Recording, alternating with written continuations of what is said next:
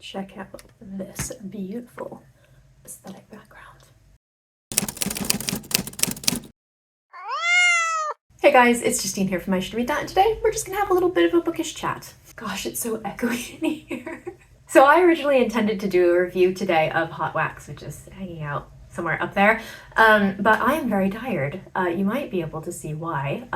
We have been doing quite a lot of packing over this past weekend, and I just need a little bit of a break. So instead of doing like a full proper video, we're just gonna hang out and talk about books for a little bit.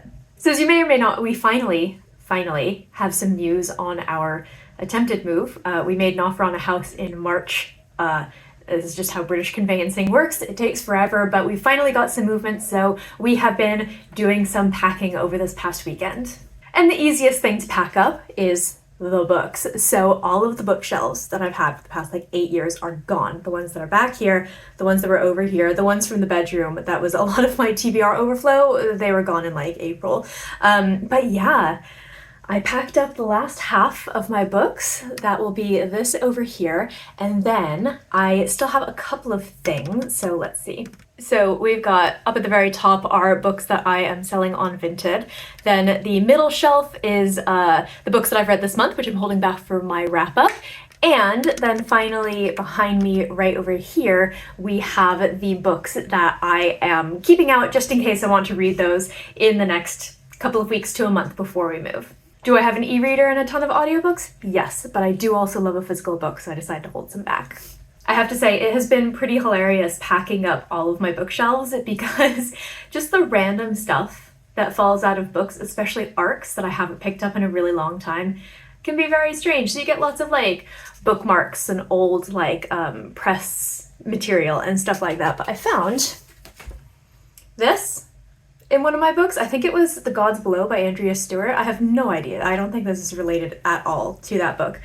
But at least it's a nice message, so, you know, there's that. I'm holding on to this because I think this is hilarious. But yeah, it's also been a really funny opportunity to shop my bookshelves and actually get a really good look at the things that I have, and not just the spines, but like the actual covers, and get really excited about some of those books again. I have a sneaking suspicion that the book buying ban that my mum puts us all on for Christmas is probably going to be extended a little bit into the new year, so it's a good thing that I've got some ideas of what I want to read from my own bookshelves.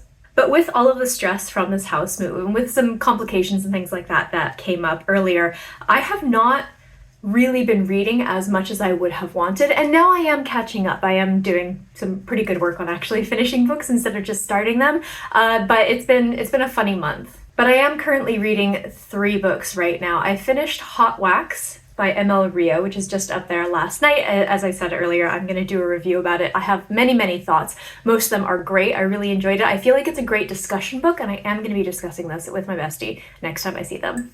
And I did read Hot Wax as kind of a combination of my NetGalley copy on my Kobo and the physical copy that I have, and it's a tour edition from her UK tour, so it's quite cool. And it also, on the inside, has a map, and it's got the kind of outline of this road trip that she and her father take when she's a child. It's really cool. I love this edition so much. I'm really glad I got my hands on it. And I also have 3 current reads. So the first is The Clock House Murders, and this is by Yukito Ayatsuji. This is the 4th book in the Bizarre Houses series. This is from Pushkin Vertigo. They have been doing lots of amazing translated crime books, and I'm really loving their Japanese crime fiction.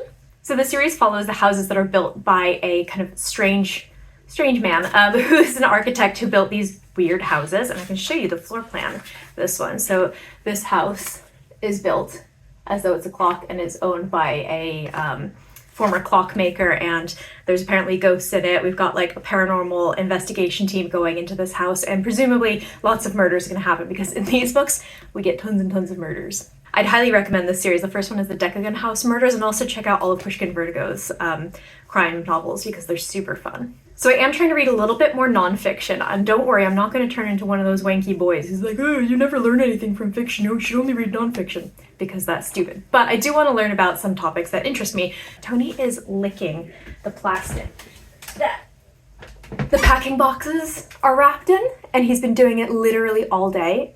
And it's adorable, but it is starting to slightly drive me crazy. It's a little bit distracting. Well, you're a sweet little man who wants nothing more than just lick that plastic. He doesn't eat it. He doesn't chew it like Dax. He just, I guess, likes the texture.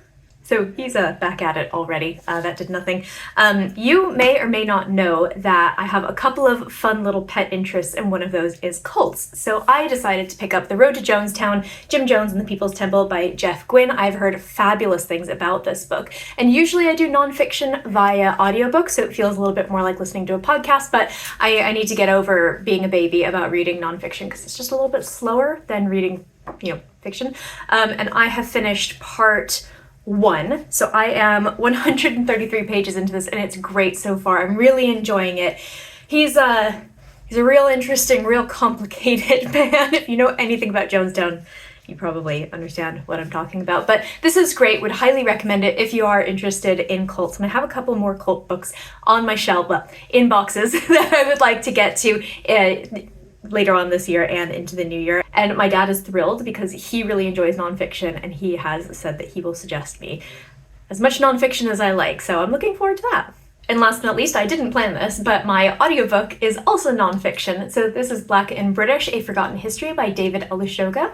I've had a copy of this book in my Audible library for absolute ages, and I happen to have a copy of the physical book in a box somewhere. I've been wanting to read it for a really long time, and October happens to be Black History Month in the UK, so I figured I would pick it up now. I'm about 3 hours into this one so far, and it's really, really fascinating. It's all about Black British history, how it has been generally forgotten. There's this weird idea that Black people just didn't exist in Britain until like 1945, which is absurd. It's so ridiculous. There's actually, as he says, evidence of Black people being in Britain as far back as the Roman times because, people could travel and such across seas and oceans. And there are a number of very prominent Black citizens in British society through, for example, the Tudor period and the Georgian period. And he's very, very explicit about the fact that Black British history is not just the history of the transatlantic slave trade, as a lot of people seem to believe. It is global history and it is very intrinsically linked to many other parts of the world, like, for example, the Americas. So if you're looking for a history book to listen to, I would definitely recommend this one.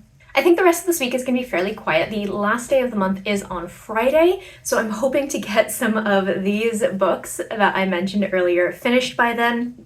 Because I've read 7 books so far this month, which is a little bit slower in terms of how much I've been reading. I have been reading a lot this year, and I'd like to keep that stamina up just because if I'm not reading, something is really terribly wrong. Stress has really both been helpful and not helpful depending on how my brain wants to deal with stress. So I have read like 110 books this year so far, mostly because of stress.